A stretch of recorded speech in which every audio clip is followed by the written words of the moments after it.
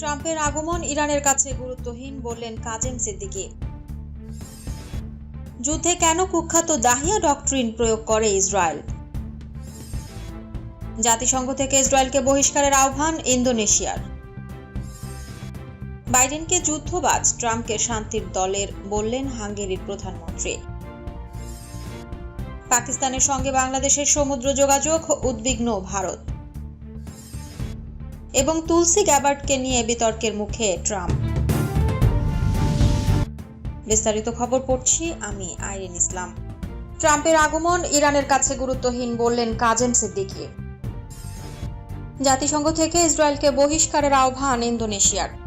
ইসরায়েলের সদস্যপদ বাতিলের জন্য জাতিসংঘের প্রতি আহ্বান জানিয়েছে ইন্দোনেশিয়া। দেশটির বার্তা সংস্থা আন্তারা জানিয়েছে, ইন্দোনেশিয়ার জনপ্রতিনিধি পরিষদ আন্তঃসংসদীয় সহযোগিতা কমিটি বা ডিপিআরআরআই এ আহ্বান জানিয়েছে। এক বিবৃতিতে ডিপিআরআরআই এর চেয়ারপারসন মার্দানি আলী সেরা বলেন, জাতিসংঘ থেকে ইসরায়েলকে বহিষ্কার করুন, কারণ ইসরায়েলি সামরিক বাহিনী পরিচালিত গণহত্যা অব্যাহত রয়েছে এবং আরও বেশি ক্ষয়ক্ষতি হচ্ছে। তিনি বলেন, শান্তি, মানবাধিকারের প্রতি শ্রদ্ধা এবং আন্তর্জাতিক সহযোগিতার উপর জোর দেওয়া জাতিসংঘ সনদ লঙ্ঘন করেছে ইসরায়েল।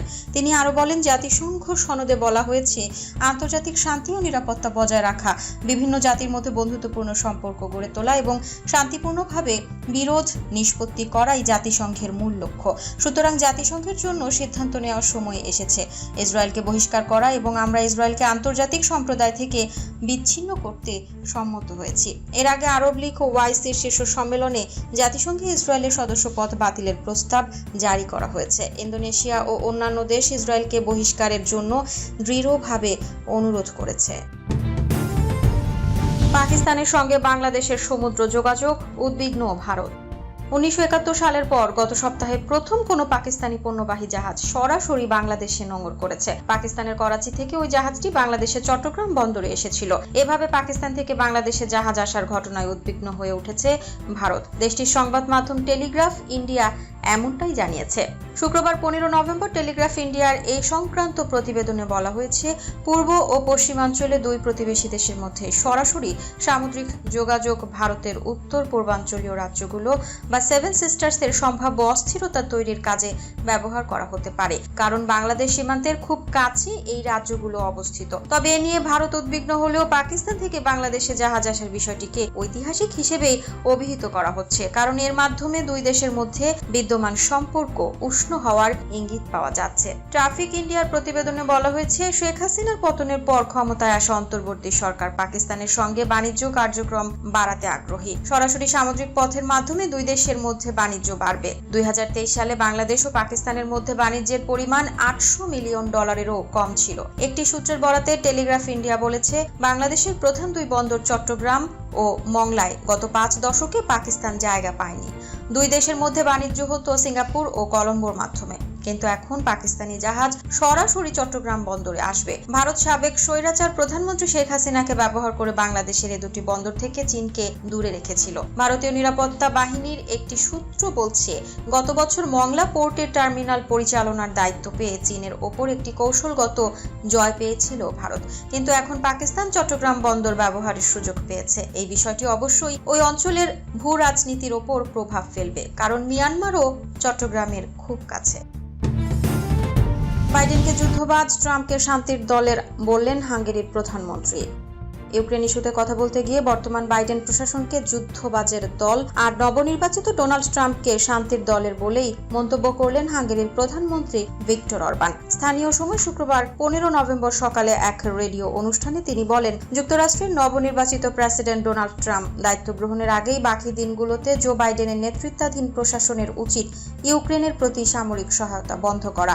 তিনি বলেন, যুক্তরাষ্ট্রে ইউক্রেন সংঘাত নিয়ে ভবিষ্যৎ নীতি নিয়ে বিতর্ক চলছে। আমি বিচার করার মতো কেউ নই, তবে তাদের সাংবিধানিক ব্যবস্থা আমার কাছে কিছুটা অদ্ভুত বলে মনে হচ্ছে।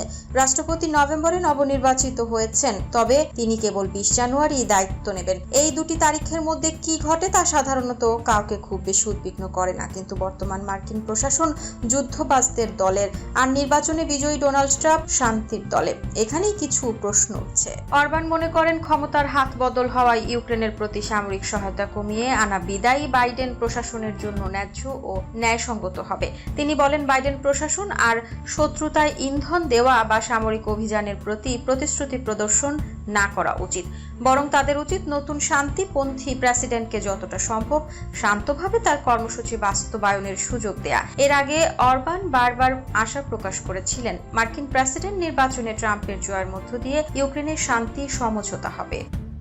ইসলামী প্রজাতন্ত্র ইরানের প্রভাবশালী আলেম ও তেহরানের জুমা নামাজের খতিব হজ্জাতুল ইসলাম কাজেম সিদ্দিকী বলেছেন, গাজা ও লেবাননের সংগ্রামীরা ন্যায়ের পক্ষে থেকে অন্যায়ের বিরুদ্ধে যুদ্ধ করছে, সেখানে সত্য মিথ্যার যুদ্ধ চলছে। তিনি তেহরানে জুম্মার নামাজের খুতবায় একথা বলেন। ইরানের এই বিশিষ্ট আলেম আরো বলেন, গাজা ও লেবাননে যে যুদ্ধ চলছে তা সাধারণ কোনো যুদ্ধ নয়, এটা ধর্ম অধর্ম, হক ও বাতিল এবং ভালো মন্দের যুদ্ধ। তিনি বলেন, সম্প্রতি রিয়াদে মুসলিম দেশগুলোর যে শীর্ষ সম্মেলন অনুষ্ঠিত হয়েছে তা থেকে ইসরায়েল বিরোধী প্রতিরোধ সংগঠনগুলোর প্রতি সমর্থন ঘোষণা করা হয়নি। এ ধরনের অবস্থান নিন্দনীয়। ইসলামী দেশগুলোকে প্রতিরোধ ফ্রন্টের বিষয়ে তাদের দায়িত্ব পালন করতে হবে। তেহরানে জুম্মার নামাজের খতিব বলেন, যুক্তরাষ্ট্রের প্রেসিডেন্ট হিসেবে ট্রাম্পের নির্বাচন আমাদের কাছে গুরুত্বপূর্ণ নয়। আমেরিকায় অস্তিত্ব জুড়েই রয়েছে আধিপত্য বিস্তার, লুটপাট, সন্ত্রাসী চক্র সৃষ্টি এবং জাতিসমূহের মধ্যে বিভেদ তৈরির বীজ। ট্রাম্প ও তার প্রশাসনে যাদেরকে নিয়েছেন তাদের সবাই দখলদার ইসরায়েলকে সমর্থন করার বিষয়ে প্রতিশ্রুতিবদ্ধ।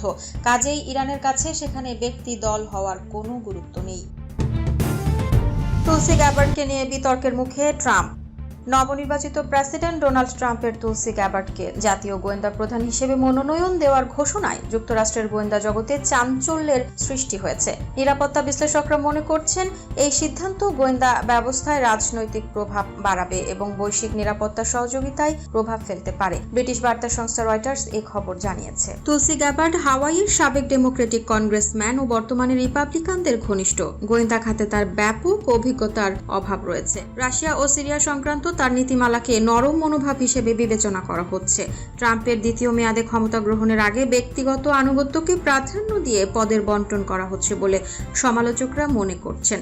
বর্তমান ও সাবেক গোয়েন্দা কর্মকর্তারা মনে করছেন, এর মাধ্যমে আন্তর্জাতিক হুমকির একটি বিকৃত চিত্র ট্রাম্পের কাছে উপস্থাপন করা হতে পারে। এ অবস্থায় মিত্র দেশগুলো গুরুত্বপূর্ণ তথ্য বিনিময়ে সংকোচ বোধ করতে পারে। সিআইএর সাবেক কর্মকর্তা র্যান্ডাল ফিলিপস সতর্ক করেছেন, ট্রাম্পপন্থী নেতৃত্বে গোয়েন্দা সংস্থার অপব্যবহারের শঙ্কা বাড়তে পারে। গ্যাবার্ডের মনোনয়ন ঘিরে মূল উদ্বেগ তার রাশিয়া ও ইউক্রেন যুদ্ধ সংক্রান্ত নীতির প্রতি সহানুভূতিশীল মনোভাব। ইউক্রেন সংকট ও সিরিয়ায় মার্কিন সামরিক হস্তক্ষেপের সমালোচনার জন্য তাকে ক্রেমলিনের প্রচারণার প্রতিধ্বনি বলা হচ্ছে। 2017 সালে সিরিয়ার রাশিয়া সমর্থিত প্রেসিডেন্ট বাশার আল আসাদের সঙ্গে সাক্ষাৎ করে তিনি কূটনৈতিক বিতর্কের জন্ম দিয়েছিলেন। ইউরোপীয় গোয়েন্দা কর্মকর্তারা গ্যাবার্ডের মনোনয়ন নিয়ে সতর্ক থাকলেও দ্রুত পরিস্থিতির সঙ্গে মানিয়ে নেওয়ার আশ্বাস দিয়েছেন। একজন ইউরোপীয় প্রতিরক্ষা কর্মকর্তা বলেছেন, গ্যাবার্ড রাশিয়ার ঘনিষ্ঠ হলেও আমাদের পরিস্থিতি মেনে কাজ করতে হবে। গ্যাবার্ডকে জাতীয় গোয়েন্দা প্রধানের পদে বসানোর জন্য সিনেটের অনুমোদন প্রয়োজন। রিপাবলিকানদের 52 থেকে 48 সংখ্যাগরিষ্ঠতা থাকলেও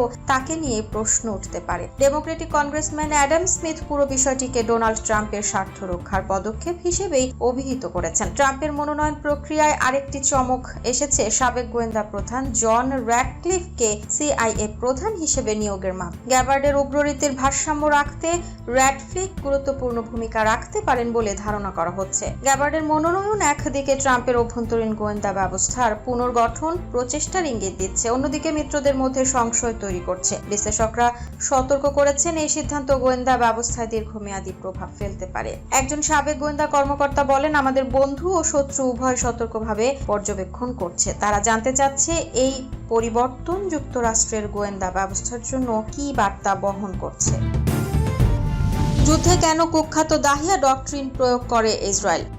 দাহিয়া ডক্ট্রিনের প্রবর্তক ইসরায়েলি সামরিক বাহিনীর তৎকালীন নর্দার্ন কমান্ডের প্রধান জেনারেল গাদি আইজেনকট। অবসরে যাওয়ার আগে তিনি 2019 সালে ইসরায়েলি সামরিক বাহিনীর চিফ অফ জেনারেল স্টাফ হয়েছিলেন। 1 বছরের বেশি সময় ধরে ইসরায়েলের নির্বিচার হামলায় ফিলিস্তিনের গাজার বড় অংশই বিরান ভূমিতে পরিণত হয়েছে। সেখানকার বড় অংশই এখন বসবাসের অনুপযোগী। গত মে মাসে জাতিসংঘের উন্নয়ন প্রকল্প বা ইউএনডিপি থেকে দেওয়া এক পরিসংখ্যানে বলা হয়, যুদ্ধে গাজার ধ্বংস হওয়া বাড়িগুলো ধ্বংসাবশেষ সরাতেই 15 বছর তথা 2040 সাল পর্যন্ত লেগে যাবে। বেসামরিক স্থাপনায় ইসরায়েলের ধ্বংসযোগ্য নতুন কিছু নয়, বরং নিজেদের যুদ্ধনীতির অংশ হিসেবেই ইহুদি রাষ্ট্রটি এমন ধ্বংসযজ্ঞ চালিয়ে থাকে। তাদের এই যুদ্ধনীতি দাহিয়া বা দাইয়ে ডক্ট্রিন হিসেবে পরিচিত।